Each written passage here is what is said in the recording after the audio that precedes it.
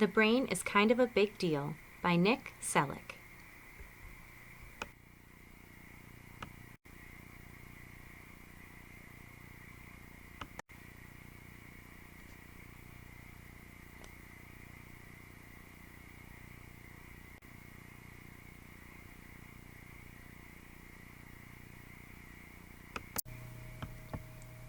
Inside of your head, behind your eyes, and under your hair is one of the coolest things about you, your brain. Your brain is the command center of your entire body, a living computer. It's constantly collecting and storing new information about everything you experience. That way, the next time you experience the same thing, your brain will know exactly what to do. Without your brain, you wouldn't be able to read and understand these words, or even turn the page. Sure, for you, turning the page seemed easy, but your brain had to move a lot of different muscles in just the right way to make that happen. Your brain works really hard all the time without you even knowing it.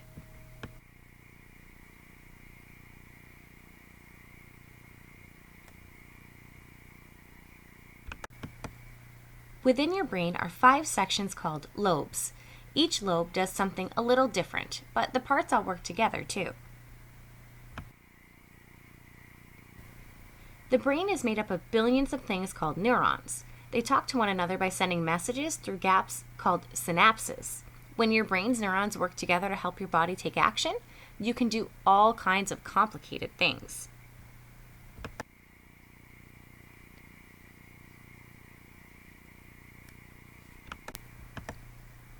Once a message leaves the brain, it travels through long, stringy nerves. Nerves are like roads. They connect the brain to everything else in the body.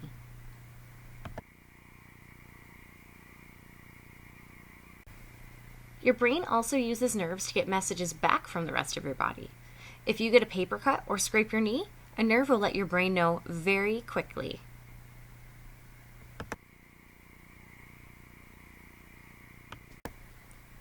Your brain connects to the rest of your body through the nervous system. The nervous system is made up of your brain, brain stem, spinal cord, and nerves.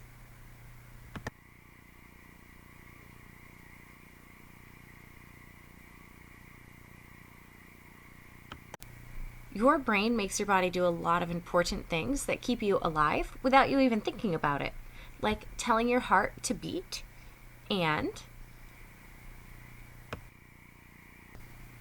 your lungs to breathe.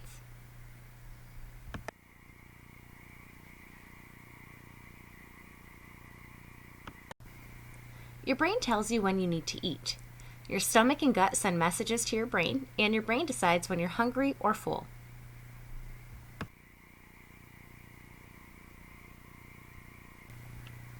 Are you tired right now? If you are, your brain is getting messages from your body that you need to sleep soon. When you sleep, your brain and body get a lot of much needed rest. While you dream, your brain gets ready for the next day. Sometimes it dreams about weird stuff. Now it's time to move on to even more fun stuff, the stuff that makes you, you. Your brain helps you turn thoughts into words so you can say or write what you're thinking. When you talk and write in a way that other people understand, you are using language. Remember how the brain collects information like a computer and keeps it for later? Your brain is really good at using this information to figure stuff out, along with the senses: sight, sound, touch, and taste. When you see something, a message is passed from the back of your eyes to the very back of your brain. When the brain gets a message, the images are actually upside down and backward. Your brain is a good problem solver, though. Your ears are always listening. When you hear something, whether it's the ocean or a song or a burp, your brain has to work to understand it. The sounds that you hear are made into messages that are sent to your brain. Then your brain tells you what that sound is.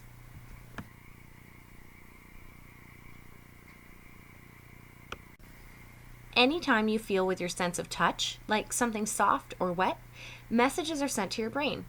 When you touch something, your brain's experience can be really useful, especially if whatever you've touched is sharp or too hot.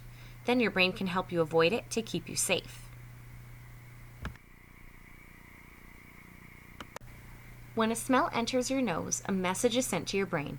Your brain will then know if the smell is good or bad, or if you've smelled it before. Your brain is especially good at remembering smells.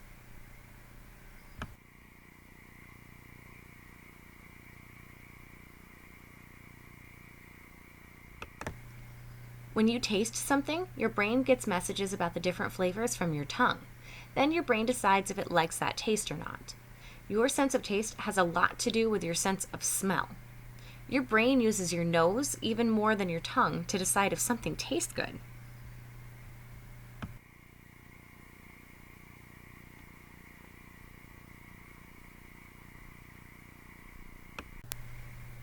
Your brain is also in charge of telling your muscles and body exactly how to move. When you run, your brain gives your body very specific instructions.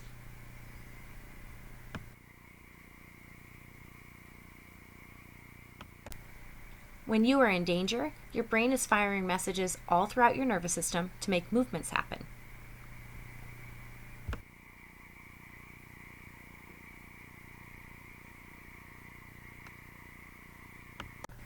By now, you know that your brain is always collecting information like a computer. All that information is stored in your memory. Your brain searches through all that information so you can find a memory when you need it. A new memory is kept by your brain for about 30 seconds before it's forgotten. This is called short-term memory.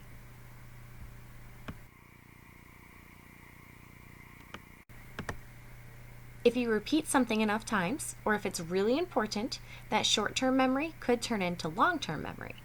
Long-term memories last, you guessed it, a long time. Don't worry, your brain will never stop making new memories, so keep learning.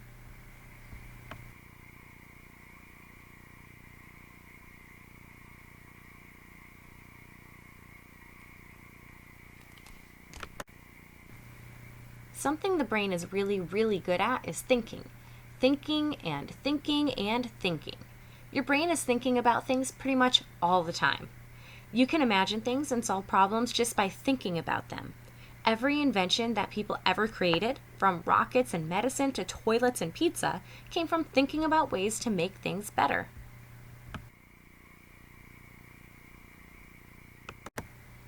Did you know your feelings like love come from your brain too? You feel happy, sad, angry, or scared without ever having to learn how. You can control how you react when you feel something, but your feelings happen no matter what.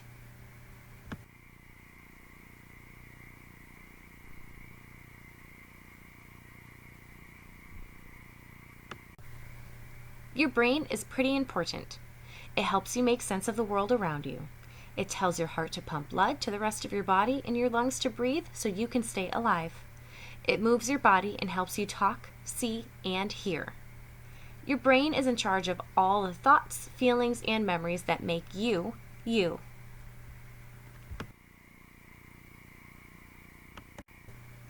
That's kind of a big deal.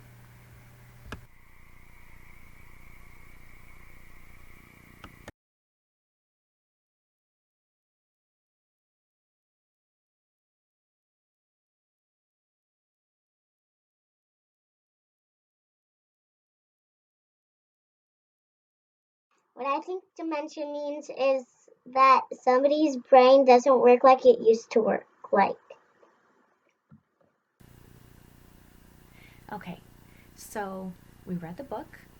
We know that the brain it makes everything happen, right? So if the brain is responsible for forming our words and how we see things, how we hear things, how we move our body, what do you think some of the things we might see happen if the brain isn't sending the right messages to the rest of our body?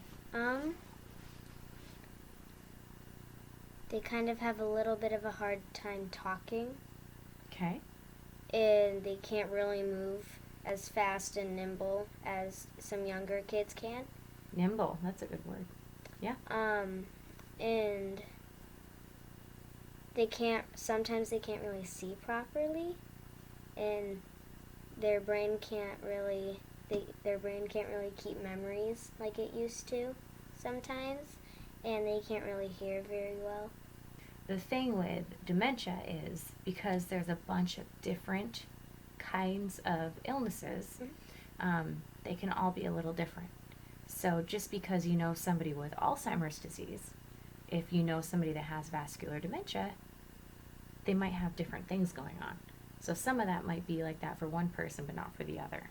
Over 90 different kinds of dementia-related illnesses, and they're all a little bit different.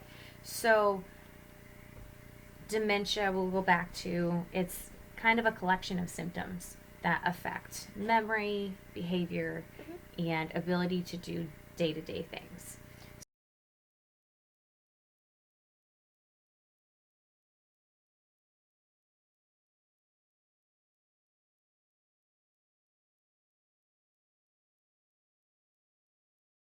So I actually have some questions here from some of our other YANA Youth Champions. And, okay, so here's one. Not understanding why Grandpa doesn't eat much anymore. So from what we learned from the book, the brain tells us, or, listens to the tummy, right? That tells us when we're hungry. And it decides if we're full or if we're hungry. So if you have a dementia-related illness and your brain isn't working the way it should, why do you think eating might be a problem? Because your brain can't decide if you're still hungry or if you're full, and so it kind of gets confused, and it can't tell your muscles really how to eat anymore, like to go and like pick something up or like cut stuff.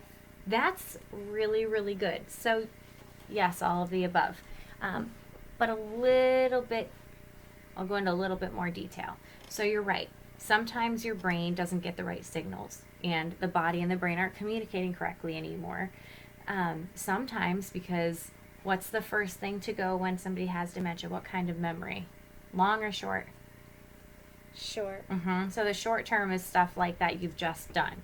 So if you don't have the short term memory and you just ate like an hour ago, but you don't think that you just ate an hour ago, that could be another problem, right? Because, or you think you already ate an hour ago, so you don't want to eat again, and this person is telling me that I need to eat again, and I just ate, even though you didn't just eat.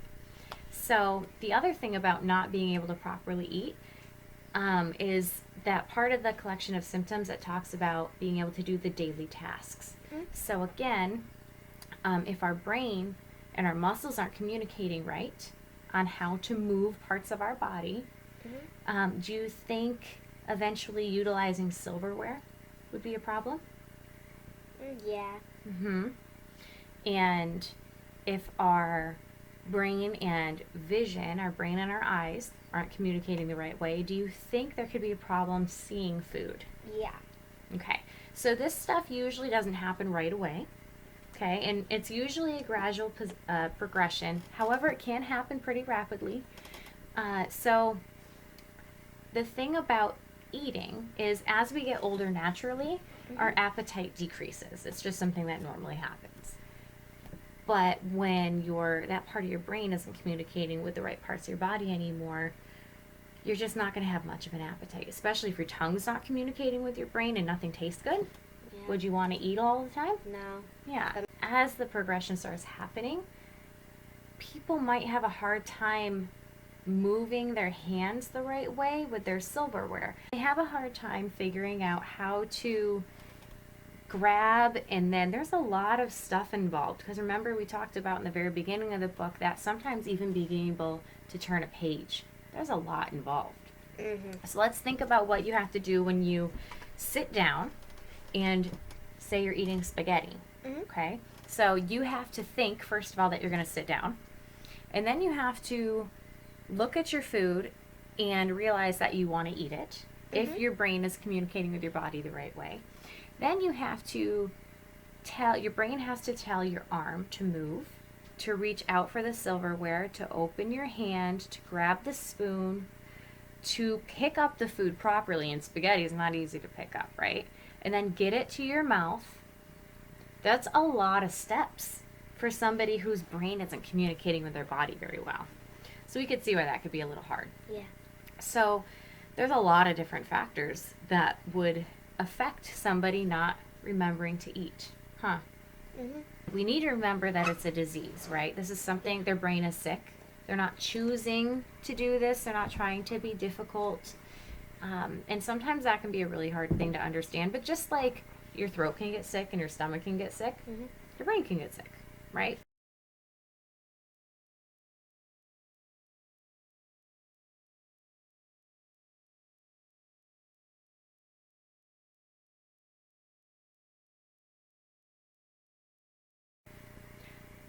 Okay, so we have another question from one of our YANA Youth Champions, and I'd like to learn how to communicate with my grandfather.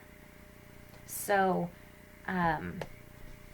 why do you think communicating with somebody with a dementia-related illness could be a challenge?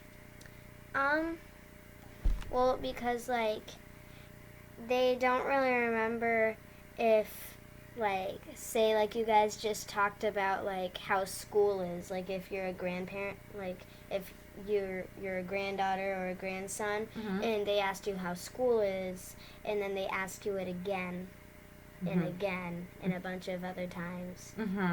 So what do you think you should do when that happens? Just talk with them and either try to like redirect or just like try to keep with a normal conversation with them and just go along with them. So why do you think you shouldn't say, Grandma, you already asked me that. We've already talked about this. Because it might make them feel bad because they don't know they're doing it. And then also they probably won't remember you're actually telling them that because they mostly have short-term memory, and so they won't really remember you telling them that. So yes and no. So they mostly have long-term memory. So short-term is the stuff that they've just taken into their brain with their computer, right? So yeah, if you told them 10 minutes ago, they might not remember. And you're right, we don't want to make them feel bad because if somebody, this is a math problem for you, a little word problem.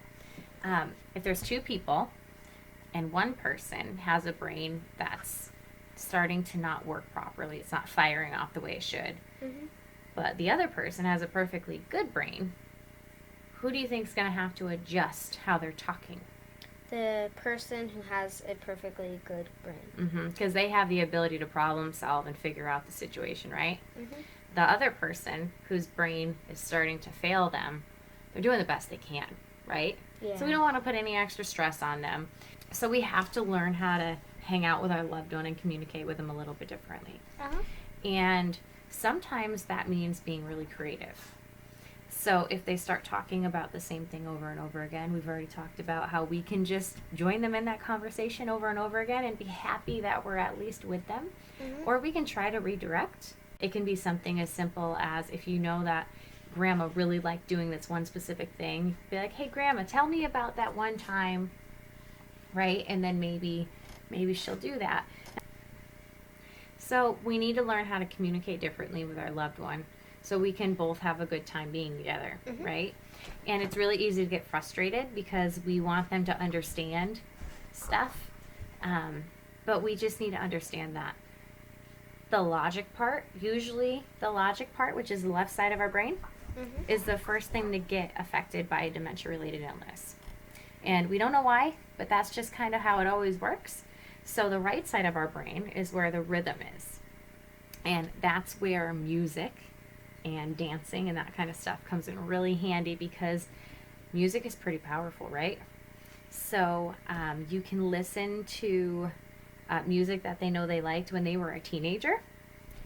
The strange thing about dementia is they found that the music that somebody listened to when they were like 14 is the music that they'll remember. So you can find out what kind of music they listen to. You can ask your mom and dad. There's still a lot of songs that you guys listen to now, like This Land Is Your Land, things like that, that I guarantee you they know. So sometimes you can just sit and sing with them and they might join you. They might get up and dance. They might snap their hands a little bit or tap their feet. So how you used to spend time with grandma and grandpa might change a little bit, but you can still have a really good time with them. You just have to be creative, and it's okay to be sad if it's different and it's strange and it's not what you were hoping it would be. What would you tell one of your friends who had a grandparent or somebody with a dementia-related illness and they didn't really know what was going on and they were just really upset? To stay calm and take it easy around them and not overwhelm them, and not kind of get frustrated with them because they can't really process things like you do now, and just go along with what they're talking about and help them eat if they don't really remember how, like if they're having a little bit of trouble, but be patient with them. That's like the biggest thing. You need to be patient with them.